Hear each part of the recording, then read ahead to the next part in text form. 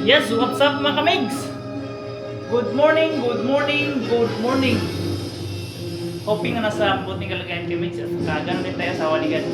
Sa napansin nyo, dito tayo sa facility sa ating nag-contemporary tayo kamigs dito facility natin yan. At saka mayroon akong isi-share sa inyo kamigs about sa reaction sa napanood ko. Ayan. Tapos na yung palabas sa Karate Kid ni Jackie Chan about sa ating buhay kung paano dapat lumalaban, ganun na pagkagamay i-share mga kamigs. Kasi kahit di tayo marunong mag karate, pero sa kung ating mapanood yung full episode ng Karate Kid, parang buhay din, lumalaban. At saka related din sa simpleng lagayan lang ng paglagay ng jacket, ganun. Yan.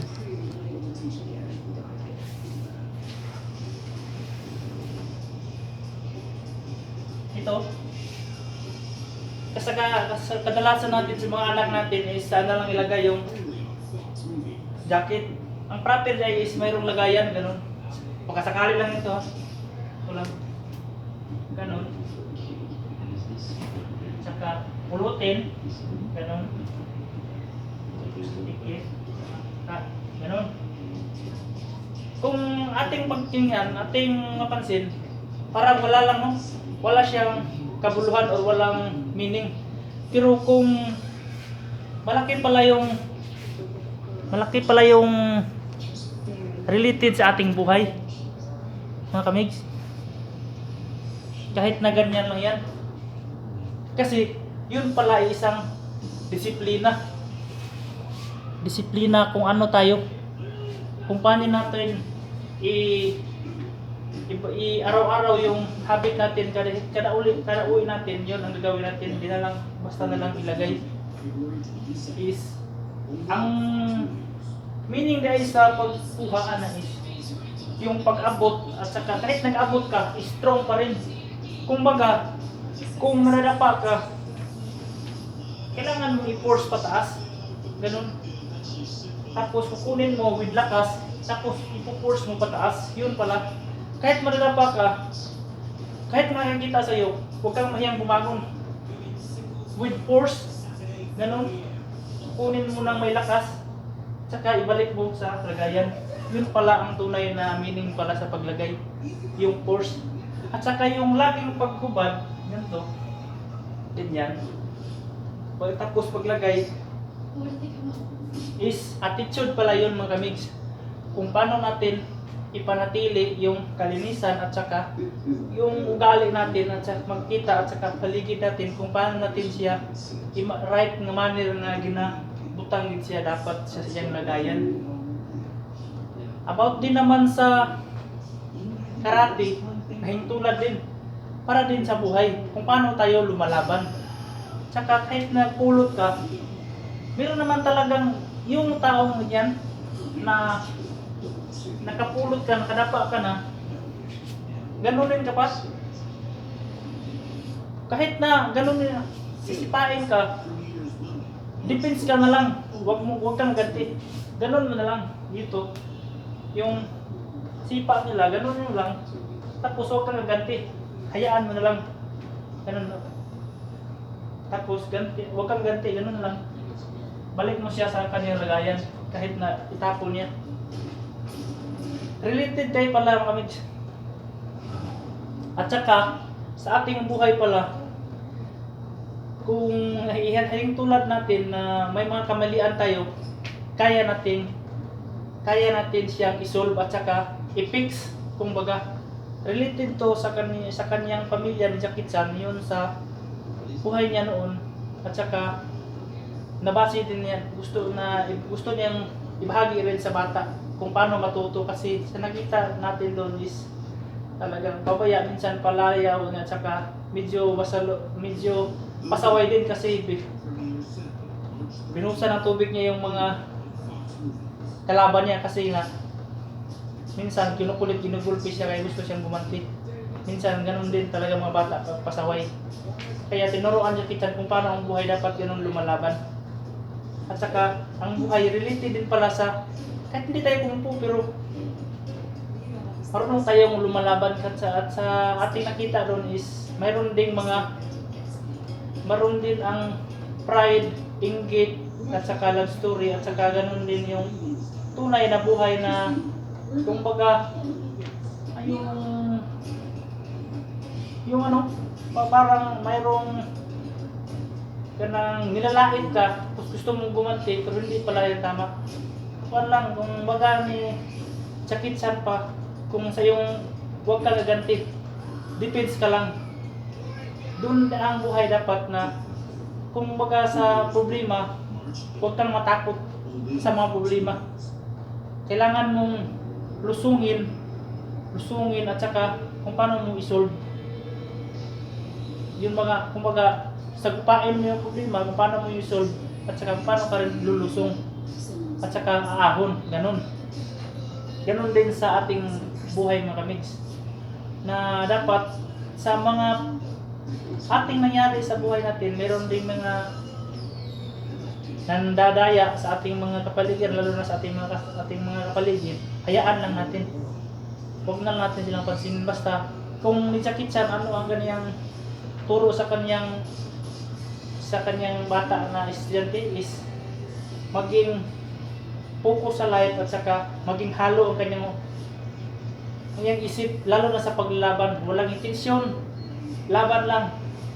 At saka magiging kumbaga walang daya na mangyayari. Kahit na nandun sila sa labanan yung bata, yung sabi ng kanyang master na mandadaya sila kasi sisirain lang yung buto. Tingnan niyo naman, na halos magdurog yung buto sa bata kasi tinuruan ng kanyang master na ganun para lang manalo. Ganyan talaga ang buhay minsan sa ating mga nakapaligid.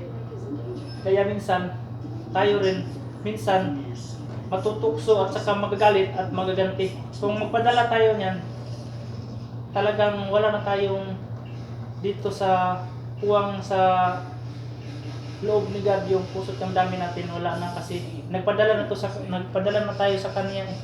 Di ba mga minsan dapat tayo magiging purity tayo, makatotohanan sa ating gagawin sa bawat pagsubok ng ating buhay. Kailangan natin i-solve. Kung may problema, kailangan natin i-solve. Huwag tayong dumaan sa mga kumbaga yung proseso bitaw na daya. Gusto ni Jackie-chan na nasa naisa tamang proseso at saka yung mga rules na sinusunod nila. Tingnan niyo naman, nanalo sila sa kanilang bandang huli, sila rin ang nananalo kasi sabi ni Jackie-chan, focus at saka yung mind niya, empty your mind. Wala kang ibang gagawin kundi lumaban ka lang ng patas, yun. Empty your mind, yun lang. At saka maniwala ka. Kahit nadapa siya, kahit ilang ulit siya nadapa, babangon ka with strong. Ganon ang buhay ng kabis. Kaya dapat ganun din tayo ngayon. Kung anong problema natin ngayon, dapat nating sagupain, yakapin, at saka lulusong tayo kung paano natin ito isosolve. Kumbaga sa akin lang, yung problema natin sa mga, kaya po sa akin ngayon, 14 days kami walang duty. Tapos, mangungutang pa ako kasi walang pira. Ibang problema na naman yun. Kung mangungutang tayo, di ba mga mix? Kaya dapat, instead na dito tayo, lulusong tayo doon sa kinababaan kung paano natin ito isosolve. Balang araw, may pag-asa.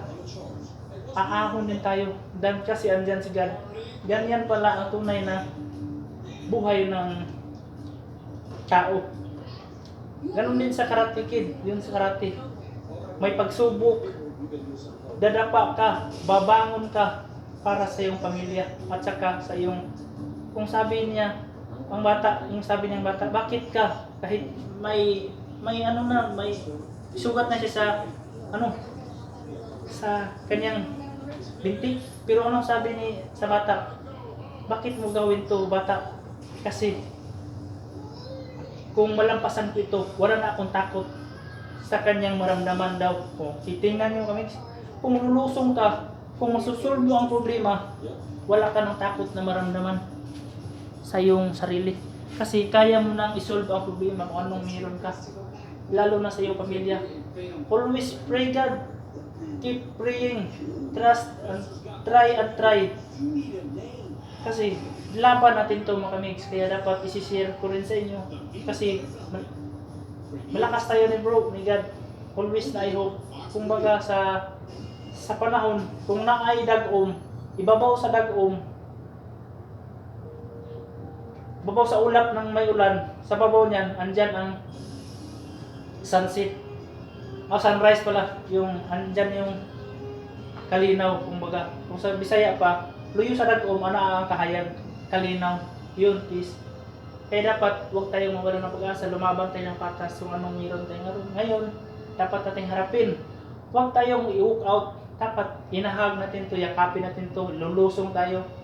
Kung ano talaga ang problema, dapat nating i-solve para ang nasa huli nito, kalayaan at saka kasiyahan at saka matutuwa tayo. Diba mga kamigs? Pag may unos, mayroon talagang bukas na wala nang unos. Diba kamigs? Kumbaga pagsubok naman ito sa ating buhay, dapat natin tong yakapin at saka isolve natin. Huwag natin pang, sabi ko sa iyo, 14 days kami ulan tuloy tapos maghanap pa kami ng mangutang pa ako. Ibang usapan yan, problema na naman yan. Kaya sa totoo lang ngayon kami, yung sahod ko ngayon 3,000 lang. Yung 3,000 namin hindi nakabayad sa utang namin doon sa isang sakong bigas lang na nakuha ng nabayaran. Yung mga groceries nila hindi nabayaran. Importante nabayaran yung bigas nila. Di bali na ako kasi makakain naman kami dito sa facility kasi libre kami dito ng kain. Kaya sa totoo lang mga kamigs, yung sahod ko ngayon sa nabili nila tuyo lang at saka bulad at saka tinapay, yun lang. Hindi na pinaalam namin sa aming mga anak na magsahod ako kasi iiyakan ka ng yan, lalo na yung bunso ko. Kaya pinipigilan na lang namin na ganito, huwag na lang sabihin. Kasi doon na lang sa pagkain na lang namin ipununta sa pang-allowance nila. Kaya dapat di natin pinabayaan ang problema na hindi natin ang problema pinipost, kundi niyakap natin, di natin dinagdagan. Kaya nga mayroon akong reaksyon tungkol sa Karate Kid na tunay na buhay. Dapat yan nun. Sa simpleng lagayan ng jacket, sa simpleng may halituna din sa karate at saka ganun din sa paano buhay lumalaban, ganun mga kamigs. Always keep on praying kamigs. Ito'y pagsubok lamang sa atin na dapat nating lusungin at saka aaron din tayo dito mga kamigs. Keep on praying lang. Sabihin natin na laging may pag-asa, laging may bukas. Yan ang ating isipin kasi yan si God. Mga pagsubok lamang ito kung paano natin ito isusunod. Kaya lagi natin tandaan na tayo'y andito sa sanlibutan para hindi lang magparangya kundi maramdaman natin ang mga tunay na buhay, lalo na sa ating pamilya, sa kung paano natin sila igagapang.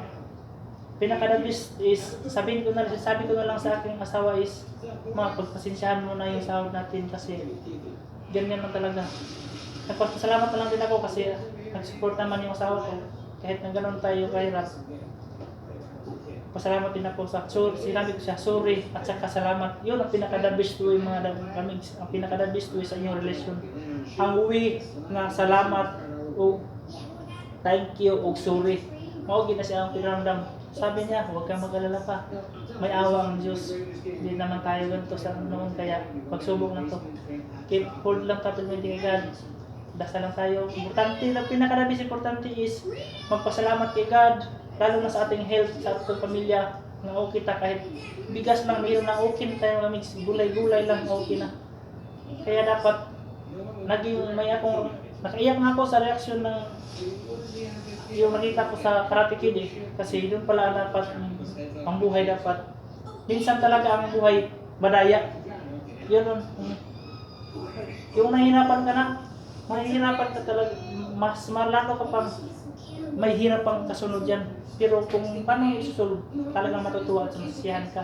Lalo kung paano mo ito iraraos. Yun kami, kahit simpleng sa ating tulad lang ganito, sa jacket lang, mayroon tayong matutunan. Kahit na sa pagkungko, is nabilong po dito ang kung paano ang buhay natin ilalaban. Kahit ang panahon is madaya, lalaban pa rin tayo. Kaya sa bandang huli, mananaig pa rin ang katotohanan. At saka, tingnan niyo sa bandang huli, yung mga bata, mga tinuruan ng kanyang maestro ng maling pag-diskarte sa paglaban, yung pandadaya. Yung mga bata mismo, pumunta kay Jackie Chan, doon nagsaludo. Ganun. Kasi yung mga bata, nakikita nila, kahit sila, naawa din sila sa kanilang dinadayaan na yung bida. Tingnan niyo mga kamigs, talagang mananaig ang katotohanan sa kasamaan. Lalo na andyan ka sa katotohanan. Nakita naman sa mga bata nga, yung bata, lumalaban ng patas, walang daya. Siya pa nga kusang, at siya ang matalo, siya ang kusang nagkuha sa trophy para ibigay doon sa bida. Yung kamigs, sila, mahigpit silang kaaway magkalaban sa pagkabata kasi nga, minsan, natuto ang bata sa kanyang kahit binugbog nila, ganun, kinukulit, pero ang bata, lumalaban pa rin ang patas, hindi kikita yung bata, lumalaban pa rin, hindi nagpadala sa daya. Lumaban ang patas, kaya siya ang nagbigay ng trophy. Nalais niya ang siya ang mali. Basta, lalo na sa iyang mga kasamaan, sila, nagbaw sila kay Jackie Chan. Talagang mananaig ang katotohanan at saka kaysa sa kasamaan. Kasi ang sabi nga ni Jackie Chan is, kung lalaban is empty your mind at saka focus lang, yun lang at saka laban. May rules, yun lang. Yan ang buhay mga mix. Kung yung sinasabi na focus at saka empty your mind, yun kaya lalaban ka ng patas at saka kung sa buhay mo, huwag kang kakapit ng patalim at kung yun, kasi babalik din sa iyo yan kasi may karma kung nagtiwala ka kagad. Yung mga mix. Yan ang reaksyon sa nakikita ko about sa itong Karate Kid mga mix na ang buhay. Kahit hindi tayo karatista, halin tulad din natin na ang buhay pala is para ding karate. Paano natin ilalaban? Ang panahon, madaya. Oo. Tapos, sa simpleng sakit lang, mahalin tulad natin ang buhay natin. Dahil attitude, batasan, manning, kung paano natin i-manage sa ating pamamahay. Di ba kami? Simpleng lagayan, lagay-lagay lang sa kayong nalagayan. Pero yun pala nga, yung pasensya at saka attitude na masaya mong gawin. Yun. Para hindi ka na pagsabihan na yung mama. Facebook sa inyong paligid, di ba kamigs? At saka yun ang tips nyo kamigs o about sa akong reaction about sa Karate Kid o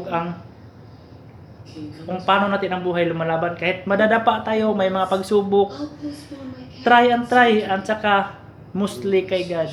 Yun, pinaka the best, magpasalamat kay God, magpasalamat sa ating pamilya, mga anak, iparamdam natin sa ila, ipasabot na to sa ila.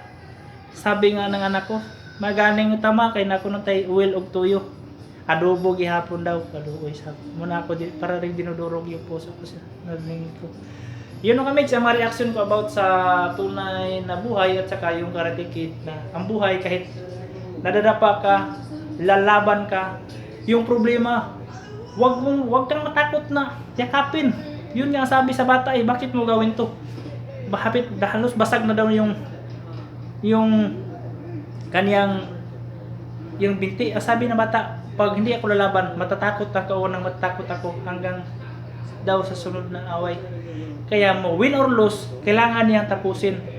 Yun mga kamigs, yun ang problema mga kamigs. Huwag nating ipupus ang problema. Huwag tayong matakot sa problema. Iyakapin natin ang problema mga kamigs. Yun no, pinakadabis day. Amping mga kamigs, o God bless, o babu, o Shout out ko sa akong mga SG Force, lalo sa atong nagka-quarantine, no, sa atong nasa labas na consulted dyan, sa facility sa Bards, at saka shout out ko sa akong kapwa ko katrabaho mga security guard at saka Knights of Columbus, most especially sa akong mga good morning karon sa good morning, yun no. Amping mo kami, so God bless, babu.